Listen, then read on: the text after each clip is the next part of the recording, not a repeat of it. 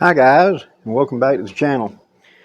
Okay, today I'm out at the range and I'm going to be using the range sink out here at the clubhouse because I tried this in my own kitchen and it was just too dark in there and my camera started doing ee because of the light. So I came over here, I got a light source directly over me, you can see this better. So what we're going to do is we're going to talk about what I do with my Grayl and how I store it. Now let's start out with the obvious. I always recommend that you follow the manufacturer's guidelines. And the manufacturer for the Grayl mentions for taking the unit once you've got home, give it a good cleaning, and then you let it dry out completely, say a day or so, and then you put it back together and store it. I tried that, a sort of variation of that, with my very first filter in this. And it was new and I was kind of excited about it, and so I was trying to filter muddy water. I mean, I wasn't really good at straining it out, to be honest, and I plugged up my filter very quickly. And so after about 3 months I bought a replacement filter because it just simply wouldn't work anymore. Where I'm at down here in lower Alabama, the soil is orange with red clay. And every time you have a rainstorm, that's going to flow into the streets and rivers and stuff. And likely as not, if you've had any rain in the last few days, any water you pull up the filter is going to have red clay in it. And when red clay dries, it's concrete. And so it plugs up the filter. So I decided to keep it moist, keep it wet. So here's what I do. Now, what I'm going to do is do a breakdown clean. And then what I'm going to do is I open it up, I unscrew the top, and I'm going to pull it apart. I've got the main cup, then I've got the lid. Go ahead and unscrew the flap, the main body, and then we have the actual filter. Now, what I do is on the bottom of my filter, I write when I put it on. And as you can see, I've been using this filter now for 3 years. This is 2026 and I put it in April of 2023. I have a replacement filter ready to go right now. But this is still filtering water in the time limit. When I go to squeeze it and go, it's still flowing through in like 60 seconds, something like that. I don't bear down on it and put 200 pounds body weight on it because it could, in my mind, damage a filter. I want it to press the water through there. And whenever it gets to where I cannot press water in, say, a minute, minute and a half, I will change the filter. But that's how long this one has been going, and it's still going good. And when you look inside the hole, you can see the rest of the filter matrix in there. So what I'm going to do is, without any soap, let's talk about this right first. One of the reasons I keep such longevity on my filters is I use a millbank bag. This is one I made, but both oppossum-pouch.com and SRO and Campcraft all make millbank bags here in the U.S. So get you a millbank bag to pre-filter the water.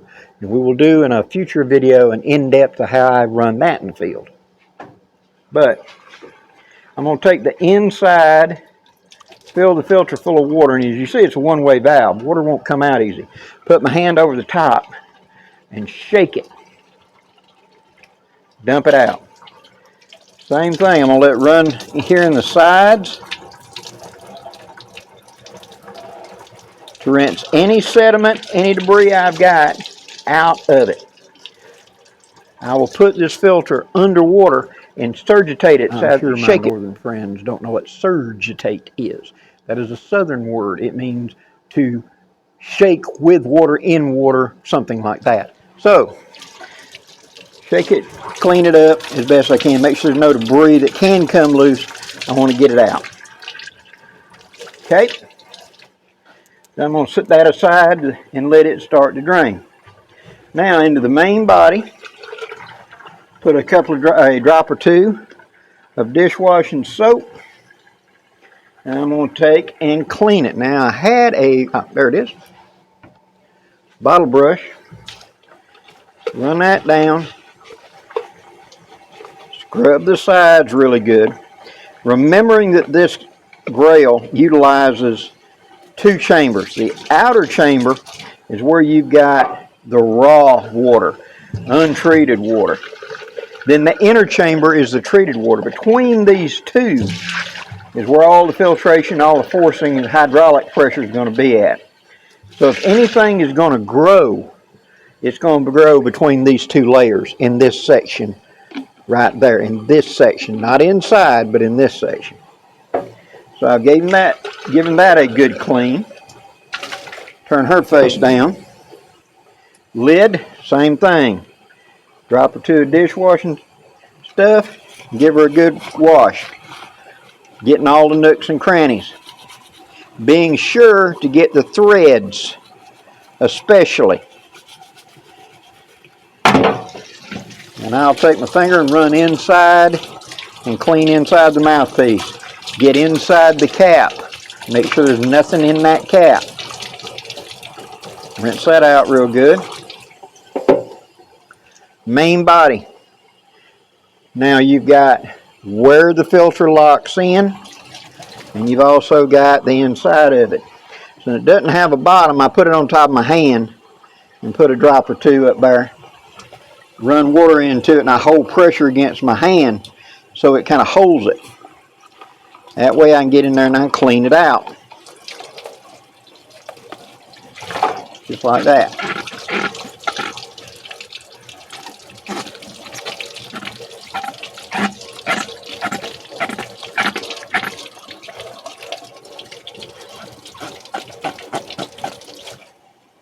Now, this inner ring is where the outer lid screws into it. That's clean on the inside. On the outside, this is the grip band that you're going to see.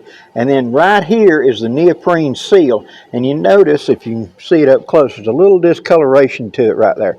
I haven't had any problem with that, but I'm very aware of it. And I keep an eye on it to make sure nothing's growing there. Okay, that's still to be on the green side. Now, once I have cleaned it really good, I'm going to put it back together, locking it in good and secure. I'm going to fill about half a cup. Set it up there, start it down. Then I'm going to screw on the lid.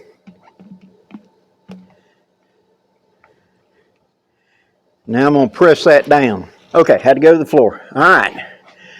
Now I have started, and I can look inside, and I got an inch or so of water inside. That means I have pushed it through the filter. Okay? Now I'm going to push it all the way down until this seals back up.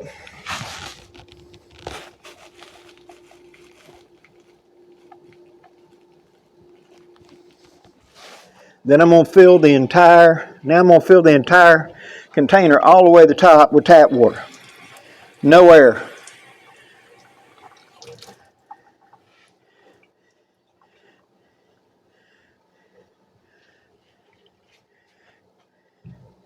Okay.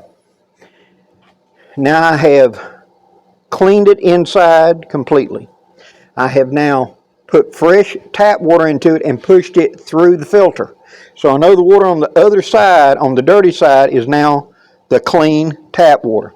Then I have pushed it through to make sure it's gone through the filter and gone through that one-way valve.